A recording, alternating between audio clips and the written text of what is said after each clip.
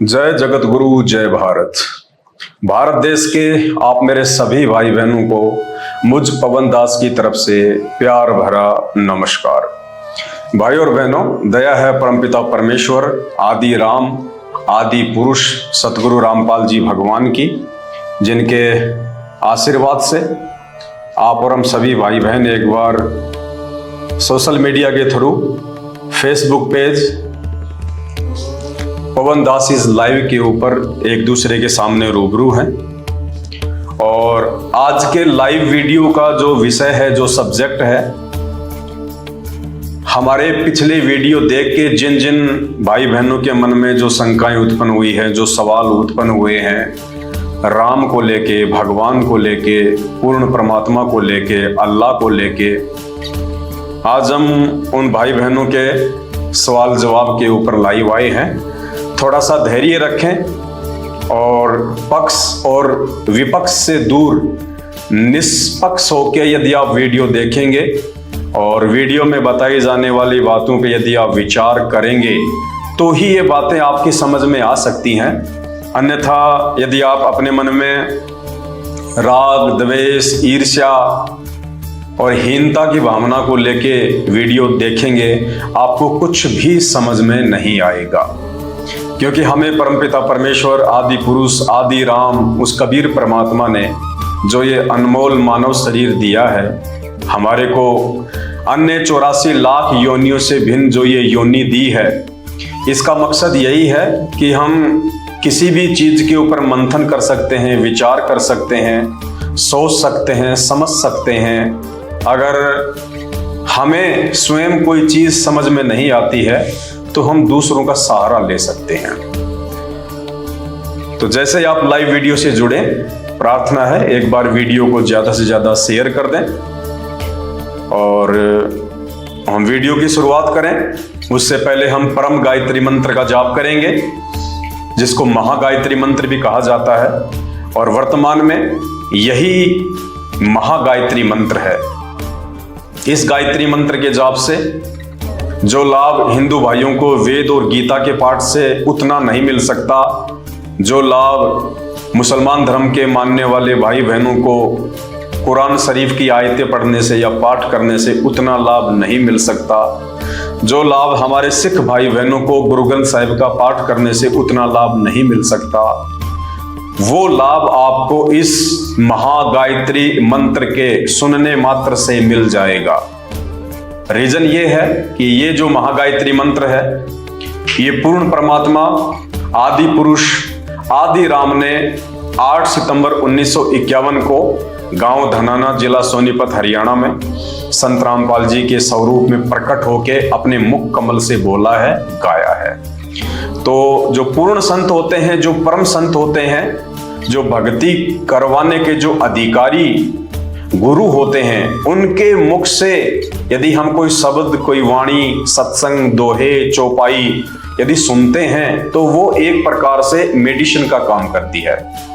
जैसे नॉर्मली कोई बीमार हो जाता है, डॉक्टर उसको मेडिसिन देता है, वो मुख से लेता है, और जब मुंह से वो मेडिसिन लेता है, मेडिसिन अंदर जाती है तो उसको लाभ देती है। इसी प्रकार आध्यात्मिक जीवन में जो मेडिसिन होती है वो संतों की वाणियां होती है, संतों के द्वारा दिए गए मंत्र होते हैं, आरतियां होती हैं, और ये वाणियां, ये मंत्र, ये सत्संग, ये हमारे कानों के माध्यम से हमारे बॉडी के अंदर जो है ये प्रवेश करते हैं और ये वो काम करते हैं जो काम यहाँ की मेडिकल साइंस की मेडिसिन नहीं कर सकती है। और यही कारण है कि सन 1994 से लेके आज वर्तमान समय तक संत रामपाल जी भगवान के आशीर्वाद मात्र से 1 रुपए के टेबलेट भी उन्होंने अपने भक्तों को खाने का आदेश नहीं दिया, ना कोई सलाह दी। मात्र उनके आशीर्वाद से, उनके द्वारा बताई गई सत भक्ति से लाखों की संख्या में कैंसर के रोगी स्वस्थ हुए हैं। जिन रोगियों को डॉक्टरों ने बिल्कुल मना कर दिया था कि ये आपकी लास्ट स्टेज है और 2 या 4 महीने से ज्यादा आपका जीवन शेष नहीं है, आपको शरीर त्यागना ही पड़ेगा, पीजीआई के डॉक्टर, एम्स के डॉक्टर, बड़े बड़े डॉक्टरों ने हार के, और वो मरीज जब संत रामपाल जी की शरण में आए, कोई ज्ञान समझकर या किसी रिश्तेदार के कहने से, क्योंकि जब व्यक्ति के अपने प्राणों पे कोई बात आती है ना, तब उस व्यक्ति को जहां भी ले जाओगे वहीं जाने को वो तैयार हो जाएगा। और वैसे वो बकवाद करेगा कि क्या होता है झाड़ झपड़ा, क्या होते हैं साधु संत महात्मा, कोई बाबा जी नहीं होते, कोई जंतर मंत्र नहीं होते,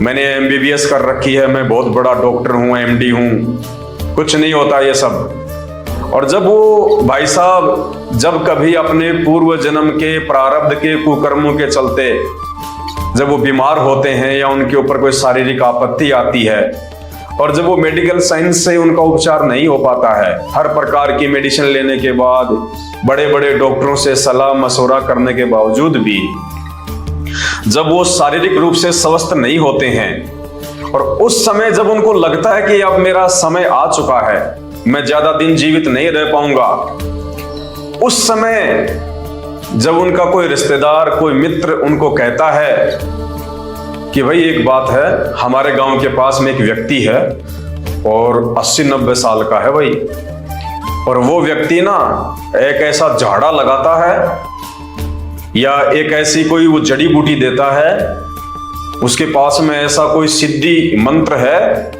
तुरंत ठीक कर देता है वो।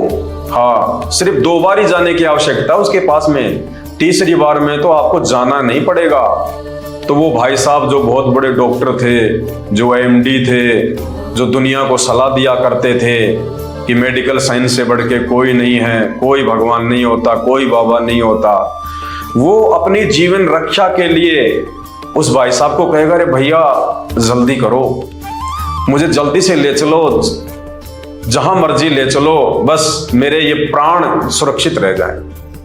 तो जब व्यक्ति के अपने जीवन पे बात आती है, जब उसके अपने प्राणों पे बात आती है, तब वो व्यक्ति भूल जाता है कि मैं कौन हूं, क्या हूं, मेरी पोस्ट क्या है, मेरा पद क्या है, मेडिकल क्या है। तब उसको केवल एक ही चीज दिखाई देती है कि जैसे तैसे करके मेरी जीवन रक्षा हो जाए। तो संत रामपाल जी ने लाखों ऐसे व्यक्तियों को मात्र अपने आशीर्वाद से, क्योंकि ये पूर्ण पुरुष हैं, असल में आदि पुरुष, दुनिया को अभी आदि पुरुष की परिभाषा का भी पता नहीं है कि आदि पुरुष क्या होता है।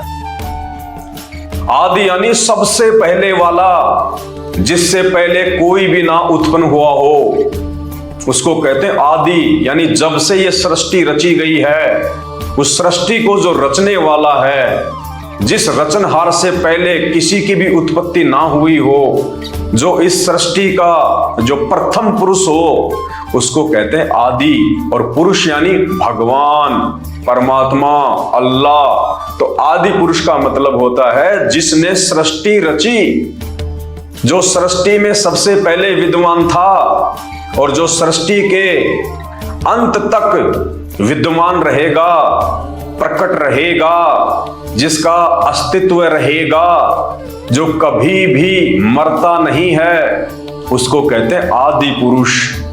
तो वो आदि पुरुष कबीर साहिब हैं, वेद जिनकी महिमा गाते हैं। स्पष्ट रूप से वेदों में, ऋग्वेद में अनेकों जगह उनका नाम लिखा गया है, उनकी महिमा लिखी गई है। वे आदि पुरुष कबीर देव, कबीर साहिब, जो चारों युगों में भिन्न भिन्न रूप धारण करके हम जीव आत्माओं के आत्म कल्याण के लिए प्रकट होते रहते हैं, वो आदि पुरुष, वो कबीर देव सतयुग में शत सुकृत ऋषि के नाम से प्रकट हुए थे। और उन्होंने मनु को बहुत समझाया था कि मनु, तुझे तेरे पिता ब्रह्मा जी से जो वेदों का ज्ञान प्राप्त है, ये ज्ञान आधा अधूरा है। तेरे पिता ब्रह्मा जी को वेदों का संपूर्ण ज्ञान नहीं है। ब्रह्मा जी ने वेदों की उत्पत्ति नहीं की है। ब्रह्मा जी को तो दुर्गा जी के द्वारा समुद्र मंथन से वेद दिए गए थे। ब्रह्मा जी ने तो केवल उन वेदों की स्टडी की है, उनको पढ़ा है। और ब्रह्मा जी भी उन वेदों को नहीं समझ पाए, क्योंकि इस भक्ति मार्ग का एक रूल है, एक विधान है कि गुरु बिन वेद पढ़े जो प्राणी और समझे न सार रहे अज्ञानी। जो व्यक्ति तत्वदर्शी संत की शरण प्राप्त किए बिना इन वेदों को पढ़ेगा, अध्ययन करेगा। कहते हैं वो इन वेदों के मर्म को, इन वेदों के सार को, इन वेदों के रहस्य और निष्कर्ष को जीवन भर में नहीं समझ पाएगा। तो ब्रह्मा जी का कोई भी जो है वो गुरु नहीं था जब उसने वेदों को पढ़ना जो है वो शुरू किया। तो ब्रह्मा जी वेदों के सार को नहीं समझ पाए, और जैसा उन्होंने पढ़ा उनको समझ में आया वैसा उन्होंने अपने मानस पुत्र मनु को दे दिए। मनु ने आगे अपने वंशजों को दे दिए, ब्राह्मणों को दे दिए, और ब्राह्मणों को जैसा समझ में आया। अब जब ब्रह्मा जी को ही वेद पूरी तरह से समझ में नहीं आए तो मनु को कहां से आएंगे, और मनु को नहीं आए तो वर्तमान के जो धर्मगुरु हैं, जो पंडित हैं, जो ब्राह्मण हैं, जो गुरुजन है, उनको कहां से वेद समझ में आएंगे। और यही कारण है इन शास्त्रों को ना समझ पाने के चलते ही इन्होंने अपने आधे अधूरे ज्ञान के चलते और त्रेता युग में जन्मे दशरथ पुत्र रामचंद्र जी को ही आदि राम, आदि पुरुष की संज्ञा दे दी, जबकि दशरथ पुत्र श्री रामचंद्र जी आदि पुरुष नहीं है, आदि राम नहीं है। इनका जन्म और मृत्यु होती है, ये पूजा के योग्य नहीं है, ये पूजा के लायक नहीं है। ये इनके जीवन चरित्र से पता चलेगा, ये वेदों से पता चलेगा, ये गीता जी से पता चलेगा, और ये उनकी लीलाओं से पता चलेगा कि दशरथ पुत्र श्री रामचंद्र कहां तक सर्वशक्तिमान है, कहां तक उनकी योग्यता है, कहां तक वो पूजा के योग्य हैं, और कहां तक वो जो है वो समर्थ हैं। तो संत रामपाल जी ने अपने आध्यात्मिक ज्ञान से, अपने आशीर्वाद से, अपने सत भक्ति मंत्रों से लाखों लोगों का कैंसर जैसा ला इलाज और असाध्य रोग चुटकियों में ठीक किया है। चुटकियों में आज वो लोग जो मरणासन स्थिति में थे, जिनको डॉक्टरों ने मना कर दिया था कि धरती पे तुम्हारा कहीं कोई इलाज अब संभव नहीं है, केवल मृत्यु ही शेष है, आज वो व्यक्ति 8-8 घंटे खेतों में हार्ड वर्क करते हैं। हार्ड वर्क, कोई कह नहीं सकता कि इस व्यक्ति को जीवन में कभी कैंसर था। ये कोई झूठ नहीं है, ये कोई गपोड़ नहीं फैली जा रही है, और ना ही मैंने मेरे इस फेसबुक पेज को मोनेटाइज करवा रखा है जो मैं आप लोगों को झूठी साची बातें बता के अपने व्यूज बढ़ा के, और मुझे कोई 10, 20 या 50 हजार रुपए महीना मुझे फेसबुक से कमाना है। नहीं, मैं जिंदगी में कभी अपने पेज को मोनेटाइज नहीं कराऊंगा, और ना ही मुझे फेसबुक और यूट्यूब की हराम की कमाई चाहिए, क्योंकि मैं यूट्यूब और फेसबुक के लिए वीडियो नहीं बनाता। मैं आप सभी भाई बहनों की आंखें खोलने के लिए, आप सभी भाई बहनों को जगाने के लिए वीडियो बनाता हूं। मैं यूट्यूब का नौकर नहीं हूं, मैं फेसबुक का नौकर नहीं हूं, मैं नौकर हूं अपने गुरुदेव भगवान का, उस आदि पुरुष का, आदि राम सतगुरु रामपाल जी भगवान का। और उनके आशीर्वाद से, उनकी सत प्रेरणा से आप सभी भाई बहनों को, जो आप जी भक्ति मार्ग में भूले पड़े हैं, जो भक्ति मार्ग का आधा अधूरा ज्ञान लेके आप जी डमी गॉड को पूज रहे हैं, आधे अधूरे भगवानों को पूज रहे हैं, और इन भगवानों को पूजने के चलते, जिनको पूजने का विधान ना ही तो गीता जी में है, ना ही वेदों में है, ना ही जो है वो पुराणों में है, और इन आधे अधूरे भगवानों को पूजने के चलते अंत में आपकी जो दुर्गति होने वाली है, लक 84 योनियों में जाके महादुख जो आप भोगने वाले हैं, उसके बाद में गधे, कुत्ते, सुअर, कभी नरक में, कभी कहाँ, कभी भूत योनि, कभी प्रेत योनि, फिर पीछे से घर वाले तुम्हारे श्राद्ध निकालेंगे, उनकी दुर्गतियां। इन सभी बातों की जानकारी अपने गुरुदेव भगवान के आशीर्वाद से, उनके आदेश से आप भाई बहनों तक पहुंचाने के लिए, और आपके इस मानव जीवन को सार्थक बनाने के लिए, ताकि आप संत रामपाल जी के सत्संग सुनना शुरू कर दें, उस आदि पुरुष, उस आदि राम के सत्संग सुनना शुरू कर दें, और आप अपने जीवन को धन्य बना लें। क्योंकि ये परमात्मा, ये आदि पुरुष, ये आदि राम, ये परम पुरुष, ये बार बार धरती पे नहीं आया करता है। ये आप और हमारा सौभाग्य है, जो वो पूर्ण परमात्मा, जिसकी एक झलक पाने के लिए, जिसके दीदार के लिए, जिसके दर्शनों के लिए सतयुग से लेके द्वापर तक वो ऋषि मुनि हजारों वर्षों तक, लाखों वर्षों तक जंगलों में घोर तपस्या कर करके मर गए। उन्होंने अपना जीवन का सर्वनाश कर दिया, मिट्टी बना दिया अपने शरीर को, लेकिन वो परमात्मा उनको एक झलक तक नहीं दे सका। आज वही परमात्मा साक्षात पूरे विश्व को अपना दर्शन देने के लिए, अपनी भक्ति से अद्वितीय आध्यात्मिक सुख और लाभ देने के लिए संत रामपाल जी के रूप में स्वयं धरती पे प्रकट है। तो पहचान करो भाइयों और बहनों। और अगर किसी को लगता है कि ऐसा नहीं हो सकता, डॉक्टर के मना करने के बावजूद कोई भी संत महात्मा कैंसर का इलाज नहीं कर सकता, तो आप जी आजमा के देख लीजिए। हाथ कंगन को आरसी क्या, पढ़े लिखे को फारसी क्या। ये तो सबका पिता है, सबका बाप है, ये दयालु है, परम दयालु है। इससे बढ़ के आप और हम जीवों का हित और कोई नहीं सोच सकता। ये परमात्मा निस्वार्थ भाव से और परमार्थ के लिए इस धरती पे प्रकट होता है। बाकी लोगों का स्वार्थ होता है, बाकी देवताओं का स्वार्थ होता है, बाकी अवतारों का स्वार्थ होता है। वो कर्म बंधनों से जुड़ के यहाँ पे अवतार लेते हैं। वो अपनी मर्जी से नहीं आते इस गंदे लोक में, वो मजबूरन आते हैं। उनकी माता दुर्गा और उनके पिता काल, जी हाँ, ब्रह्मा विष्णु महेश के माता पिता हैं दुर्गा और काल। उनके द्वारा बाई फोर्स करके वो अवतार रूप में, श्री राम रूप में, श्री कृष्ण रूप में यहाँ पे भेजे जाते हैं। वरना इस गंदे लोक में कोई भी देवी देवता आके जो है वो प्रसन्नता महसूस नहीं करता, लेकिन मजबूरन उनको आना पड़ता है। जैसे श्री विष्णु जी को नारद जी का श्राप लगा तो राम रूप में उनको आना पड़ा, क्योंकि ये भगवान इतने ही समर्थ हैं, इससे ज्यादा नहीं है। ये अपने खुद के श्राप को नहीं काट सकते, ये अपने खुद के बंधनों को नहीं काट सकते। ये विवश हैं, दूसरी शक्तियों के अधीन हैं, दुर्गा और काल के अधीन है। ये इनको मजबूरन यहां पे आना पड़ता है, इस गंदे लोक में दुख भोगने पड़ते हैं। अब श्री राम ही यदि आदि पुरुष है, श्री राम ही यदि आदि राम है, श्री राम ने ही यदि सृष्टि रची है, तो भाई राम को श्राप लग किसका जाएगा?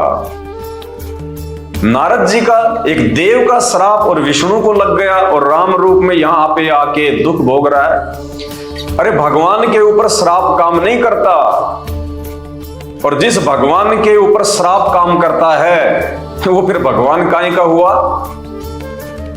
जो श्राप भोगने के लिए फिर धरती पे आता है। तो ये आदि पुरुष नहीं है, ये आदि राम नहीं है, इनकी लीलाओं से पता चलेगा। आदि पुरुष आदि राम जो स्वयंभू है, जिसके ऊपर ना दुर्गा का श्राप काम करता, ना काल का श्राप काम करता। बाकी 33 करोड़ देवी देवताओं की तो बिसात ही क्या है। वो आदि पुरुष आज इस धरती पे सतगुरु रामपाल जी भगवान है। अभी मेरी बातें आपको इतनी सत्य प्रतीत नहीं होंगी, क्योंकि अभी आप लोगों के ऊपर अज्ञानता का नशा ज्यादा चढ़ा हुआ है। आपने बचपन से अपने पूर्वजों से श्री राम श्री कृष्ण जी की जो कथाएं हैं, जो लीलाएं हैं, वो सुन रखी हैं, इसलिए आपके ऊपर अभी ये पेंट चढ़ा हुआ है। और जब इस संत रामपाल जी के सत आध्यात्मिक ज्ञान का रैग मार्ग लगेगा बार बार बार बार, जब आप उनके सत्संग सुनेंगे, आप उनके प्रवचन सुनेंगे, तो ये जो पेंट आपको जो चढ़ा हुआ है ब्रह्मा विष्णु महेश के अज्ञान का, हमारे नकली धर्म गुरुओं के द्वारा जो अज्ञान आपके अंदर ठोक दिया गया है, जब ये संत रामपाल जी के तत्व ज्ञान का रैग मार्ग लगेगा बार बार बार बार, जब आप उनके सत्संग सुनेंगे और विशेष तौर पे उनके द्वारा बताई गई सृष्टि रचना को सुनेंगे, तो वो पेंट ऑटोमेटिक उतरने लगेगा। और फिर ये संत रामपाल जी वाला ओरिजिनल पेंट ऐसा चढ़ जाएगा कि फिर इसको उतारने में कोई सक्षम नहीं होगा इसको। तो हाथ कंगन को आरसी क्या, पढ़े लिखे को फारसी क्या। अगर आपको लगता है कि ऐसा नहीं हो सकता, कैंसर जैसा असाध्य रोग, एड्स जैसा असाध्य रोग, या इनसे भी बढ़ के और भी कोई लाइलाज रोग, जैसे सुनने में आता है, यूट्यूब पे बहुत सारे वीडियो आते हैं कि एक 26 करोड़ का इंजेक्शन आता है, एक 35 करोड़ का इंजेक्शन आता है, वो इंजेक्शन लगेगा तभी इस व्यक्ति की, इस बच्चे की जान बचेगी। अरे कुछ नहीं, 26 रुपए नहीं लगेंगे। 26 रुपए क्या होते हैं, और चाहे उस बीमारी का बाप क्यों ना हो, एक बार संत रामपाल जी के 1 महीने सत्संग सुन के देखिए। सत्संग सुन के आपको चाहे कैसा भी रोग क्यों ना है, कैंसर और एड्स को छोड़ दीजिए, वो तो कुछ भी नहीं है। अगर उससे भी बढ़ के कोई रोग आपको है, और यदि आप हर प्रकार से डॉक्टरों से दुखी हो चुके हैं, परेशान हो चुके हैं, धर्म गुरुओं के पास जाके भी दान धर्म कर करके भी उनके पैरों में नाक रगड़ रगड़ के भी यदि आप दुखी हो चुके हैं, ये पवन दास अपने गुरुदेव भगवान पे विश्वास करके दावे के साथ कहता, दावे के साथ, क्योंकि धरती पे आदि राम प्रकट है, आदि राम परम पुरुष। अगर ऐसा कोई व्यक्ति है और यदि वीडियो देख रहा है तो निष्पक्ष होके भूल जाना कि मैं हिंदू हूं, मैं मुसलमान हूं, मैं जैनी हूं, मैं सिख हूं, मैं ईसाई हूं, मैं ब्राह्मण हूं, मैं ठाकुर हूं, मैं राजपूत हूं, मैं यादव हूं। ये जाति, ये धर्म, ये अभिमान, ये मान बढ़ाई, इन सब को भुला के और अपने आप को एक मरीज समझ के कि देख तेरी औकात कुछ नहीं है, तू चाहे बहुत बड़ा डॉक्टर है, तू चाहे बहुत बड़ा धर्मगुरु है, या तू चाहे ब्राह्मण है, तू चाहे पंडित है, तू चाहे पैसे वाला है, देख आज तेरी क्या हालत है। खटिया पे पड़ा, खटिया पे। घर वाले भी तेरे से दुखी हैं, रिश्तेदार भी नफरत करते हैं जब मेरे पास में बैठते हैं, और जब ये बदबू आती है, जब ये दुर्गंध आती है कैंसर की। तो इन सब बातों को सोच के विचार करके कि देख तेरी कोई औकात नहीं है, तू था बहुत बड़ा अधिकारी, तू था बहुत बड़े पैसे वाला, तू था बहुत बड़ा धर्मगुरु, तेरे पास में रोजाना सैकड़ों व्यक्ति आते थे, तू बहुत बड़ा मंत्री था, नेता था, और आज देख क्या दुर्गति हो रही है। खाट में पड़ा है, इलाज को तरस रहा है, मौत को तरस रहा है। अपने आप को मिट्टी समझ के निष्पक्ष भाव से मात्र 1 महीना पहले संत रामपाल जी के सत्संग सुनिए। यूट्यूब पे या साधना टीवी चैनल पे रोजाना रात्रि 7:30 बजे से 8:30 बजे तक उनका सत्संग आता है। पहले 1 महीना उनके सत्संग सुनिए, आपका 50% रोग उनकी शरण में जाने से पहले, उनसे नाम उपदेश लेने से पहले, उनसे वो शत भक्ति मंत्र लेने से पहले, जिन मंत्रों के अलावा धरती पे किसी धर्मगुरु के पास में कोई मंत्र नहीं है, वो 1 महीने सत्संग सुनने मात्र से आपका 50% रोग छू मंत्र हो जाएगा। छू मंत्र। और जो हजारों की दवाइयां आप रोज खाते थे, लाखों की दवाइयां महीने में खाते थे, वो दवाइयां आपको कचरे में डालने का जी करेगा कि डस्टबिन में डाल दो इनको। जो फायदा पिछले 8 वर्षों से 10 वर्षों से इन दवाइयों से नहीं हो रहा था, वो फायदा मात्र संत रामपाल जी के 1 महीने सत्संग सुनने से मुझे हो रहा है। आप खुद ब खुद डस्टबिन में डाल दोगे उन दवाइयों को। भाई और बहनों, अभी तक हमारे को केवल इन अज्ञानी धर्म गुरुओं ने, इन शास्त्रों से अनभिज्ञ, अनजान, नादान धर्म गुरुओं ने अपने धार्मिक धंधे के लिए आप और हम सभी भोली आत्माओं को, चाहे वो किसी भी धर्म में क्यों ना हो, सच्चाई से दूर रखा है, कोसों दूर। आज संत रामपाल जी ने आके हमारी आंखें खोली हैं इन शास्त्रों को दिखा के कि भक्ति क्या है और भगवान क्या है। तो चाहे आपको एड्स हो, चाहे कैंसर हो, चाहे कोई भी ला इलाज बीमारी क्यों ना हो, आप मात्र 1 महीने परम संत सदगुरु रामपाल जी भगवान के सत्संग सुनिए। उनके मुख कमल से निकले गए वचन, वो प्रवचन, वो शब्द अपने कान के माध्यम से अपने शरीर में जाने दीजिए। जो काम मुंह के माध्यम से, मुख के माध्यम से लाखों रुपए की दवाइयों ने नहीं किया और ना कर पाएंगी, वो काम संत रामपाल जी के सत्संग करेंगे, उनके प्रवचन करेंगे। और उसके बाद में खुद ब खुद आपकी नीयत बन जाएगी, खुद ब खुद आप रह नहीं पाओगे। आप तुरंत संत रामपाल जी से जाके नाम उपदेश लोगे। और जिस दिन आपने उनसे नाम उपदेश ले लिया, उनसे वो सर्व शास्त्रों से प्रमाणित सत भक्ति मंत्र ले लिए। ये सोने जैसी काया कर देगा भगवान, सोने जैसी काया। धरती पे परमात्मा उतरा हुआ है। अभी तक हमने केवल आधे अधूरे देवताओं को भगवान मान के पूजा है, डमी गॉड को, ब्रह्मा विष्णु महेश जी को, श्री राम को, श्री कृष्ण जी को, इंद्र को, 33 करोड़ देवी देवताओं को। ये तो काल के अधीन है, ये तो शैतान के पुत्र हैं, शैतान के पुत्र।